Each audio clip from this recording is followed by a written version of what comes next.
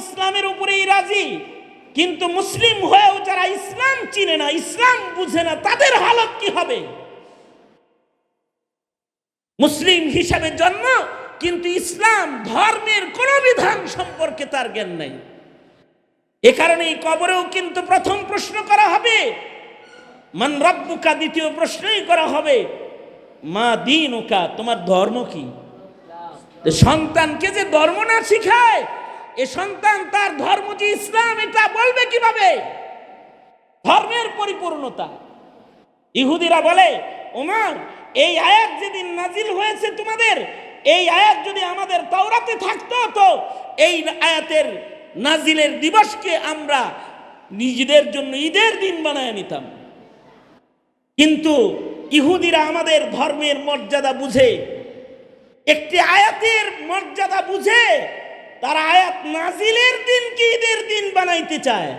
কিন্তু আমরা মুসলিম হয়ে ধর্মের মর্যাদা না বুঝার কারণে আমাদের মুসলমানের ঘরে জন্ম নেওয়া সন্তানগুলো আসাদ নূরের অনুসারী হয়ে যায়, নাস্তিক, মুরতাদ, বেঈমান, কাদিয়ানীর খাতায় নাম নিয়ে যায়।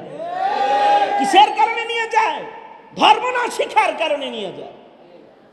সঙ্গত কারণেই মুসলিম হিসাবে তার ধর্মীয় জ্ঞান, এটা তার প্রথম অধিকার। সন্তানকে ধর্ম চিনাইতে হবে। একটি কথা বলে আমি আমার প্রজন্মের দুর্দশা আপনাদের কাছে পেশ করে আলোচনা শেষ করব। আমার এক বন্ধু এক জানাজার নামাজে গেছে, জানাজার নামাজের ইমামতি করেছে। এই মাইয়িতের জানাজা পড়ার জন্য জার্মান থেকে তার সন্তানও এসেছে, নাতিপুতিরাও আসছে জানাজা পড়ার জন্য। জানাজা যখন শেষ, মাইয়িতের নাতি তখন মাইয়িতের ছেলেকে বলতেছে, আব্বা দাদার জানাজা তো শেষ হইল, এখন কি দাদার লাশটা পুরানো হবে? নাউজুবিল্লাহ জোরে বলে। অর্থাৎ মুসলিম সন্তান তার ধর্ম সম্পর্কে এতটুকুন অজ্ঞ মূর্খ যে মুসলমানের লাশ যে পুরানো হয় না, এইটুকুন মেসেজ এখনো মুসলিম ঘরে জন্ম নেওয়া সন্তানের কানে যায় নাই। সে তার পিতাকে জিজ্ঞেস করতেছে, দাদার লাশটা কি এখন পুরানো হবে? বাবা সন্তানের মুখ চেপে ধরেছে।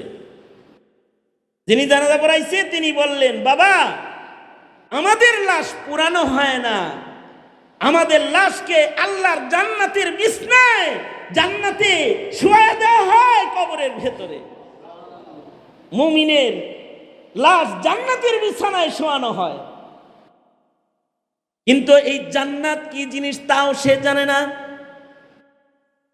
কবর কি জিনিস তাও জানে না। হিন্দি ফিল্ম দেখতে দেখতে বিধর্মীদের লাশ পুরানোর সিনেমা দেখতে দেখতে মুসলিম হিসেবেও মনে করে মরার পরে বুঝি আমাকেও পুরানো হবে, আমার দাদারেও বুঝি পুরানো হবে। অথচ মরার পরে মুমিনের জগৎ হলো বরজখের জগৎ। ওইখানে যায় যদি তিনটা প্রশ্নের উত্তর দিতে পারে, তাহলে আল কবরু রাউযাতুম মিন রিয়াজিল জান্নাহ, তাহলে কবর তার জন্য জান্নাতের বাগান হয়ে যাবে।